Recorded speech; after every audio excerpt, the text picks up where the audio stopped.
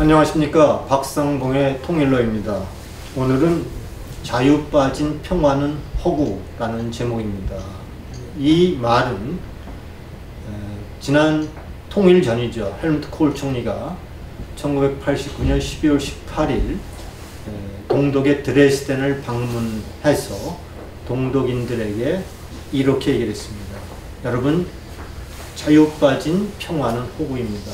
여러분, 자유를 위해서 싸워주십시오 라고 한 유명한 드레스덴 연설의 일부입니다. 독일이 통일을 이루기 전에까지 전 세계는 독일 통일은 어렵다. 오히려 독일 통일은 한반도가 통일되면 됐지 될 수가 없을 것이다. 이렇게 점쳤습니다. 예상했죠. 왜냐하면 동서도독 간에 평화가 정착됐다고 봤기 때문입니다. 사실 그 당시만 해도 동서독이 자유롭게 편지를 교환하고 상호 방문도 가능했고, 그리고 여러 가지 교류 협력이 매우 활발하게 이루어졌기 때문에 두 나라가 평화적으로 공존하고 있으며, 이런 분단국이 아주 모범적으로 분단을 관리하고 있다. 이렇게 세계인들의 바라봤고 세계인들의 찬사를 받았다는 것이 동서독의 분단 시절이었습니다. 우리 편지 한 장 교환할 수 없는 우리와는 사정이 완전히 달랐죠. 동독과 서독이 이미 평화 체제를 구축했고 모범적으로 공존하고 있으니 굳이 통일을 할 필요가 있겠느냐, 이런 것이 국제사회의 시각이었고, 더욱이 주변국, 영국, 프랑스, 폴란드 등 독일을 둘러싼 유럽 국가들은 절대로 독일의 통일을 바라지 않는 그러한 또 분위기였죠. 물론 이들 나라들이 평화적으로 공존하고 있다라는 국제사회의 분위기였지만, 이들 나라들이 독일 통일을 반대했던 것은 과거 역사를 통해서 늘 독일은 강한 나라가 됐을 때, 하나의 나라가 됐을 때 늘 주변국들을 침공했고 영토를 빼앗기고 많은 사람들을 살상했기 때문에, 이런 것으로 인해서 독일이 통일되는 것은 절대로 반대했던 그러한 시절이었습니다. 하지만 1990년 그 땅에 동서독이 평화적으로 공존하고 영원히 공존할 것 같았던 그 땅에 1990년 통일이 도래했습니다. 아무도 상상하지 못한 동서독 통일이 이루어진 것입니다. 이것은 무엇을 의미할까요? 동서독 간의 평화적 공존이라는 것은 가짜 평화였고 가짜 위장된 평화였다는 것을 반증하는 그러한 사건이라고 볼 수 있습니다.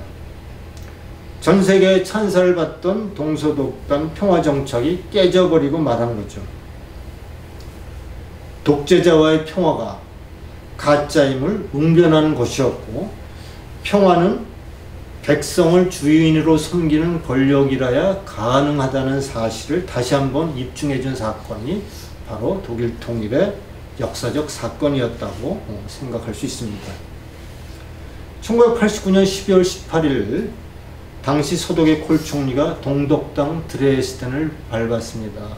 헬무트를 연호하는 동독 주민들 앞에 헬무트 콜 총리는 이렇게 얘기를 했습니다. 여러분, 자유가 빠진 평화는 가짜의 호구입니다. 여러분, 자유를 위해 투쟁하십시오.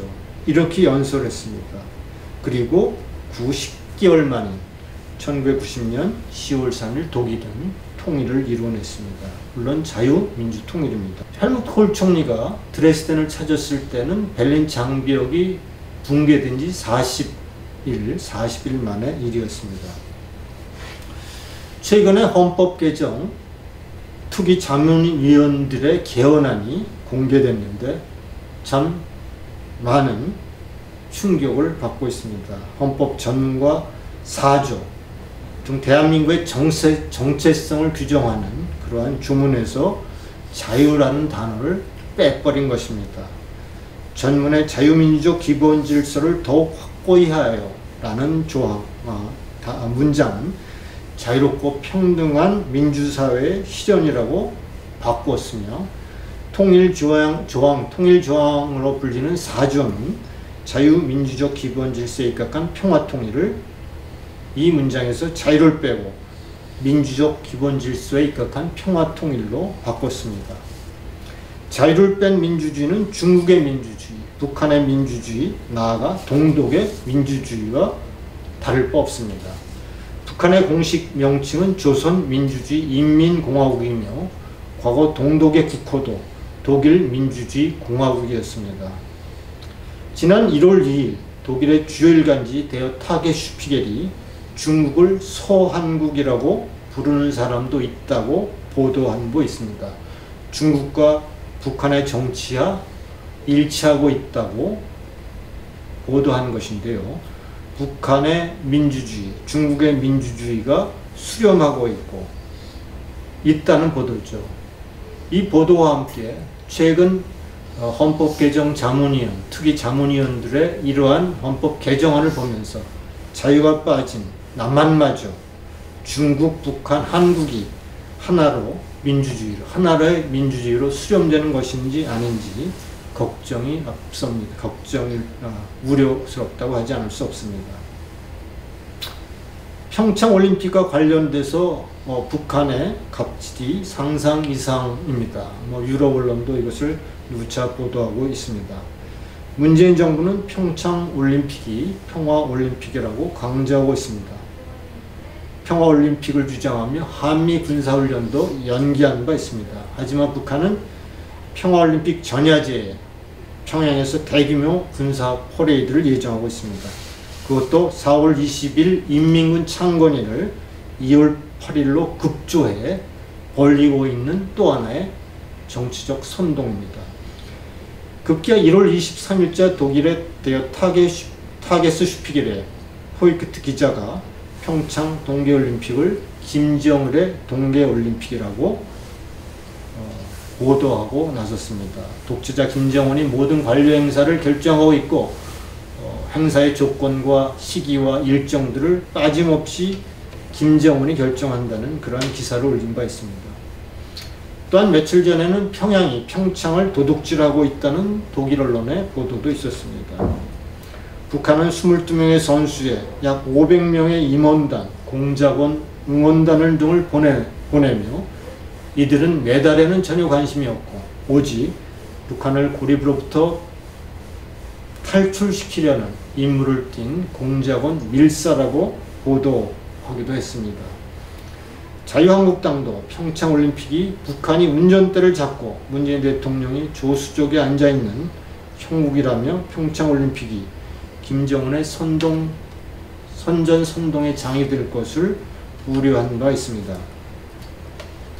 이에 대해 우원식 의원은 반공주의요 구적 발언이며 지금은 2018년이라고 몰아붙인 바 있습니다.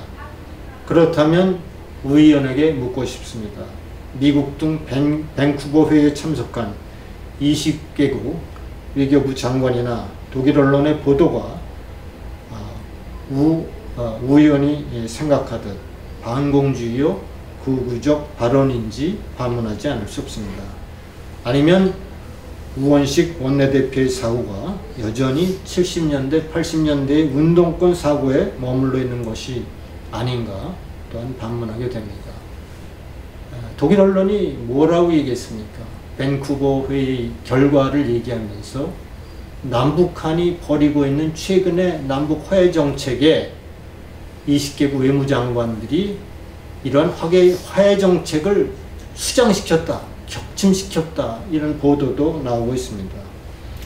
북한의 허구 평화에 속아서 북한과 한편이 되어 6.25 참전국 등 전통 우방국의 동맹국과의 어떤 공조체제와 그리고 협조체제 그리고 국제사회 공조를 잃어버리는 우를 범하지 않기를 간절히 바랍니다. 감사합니다.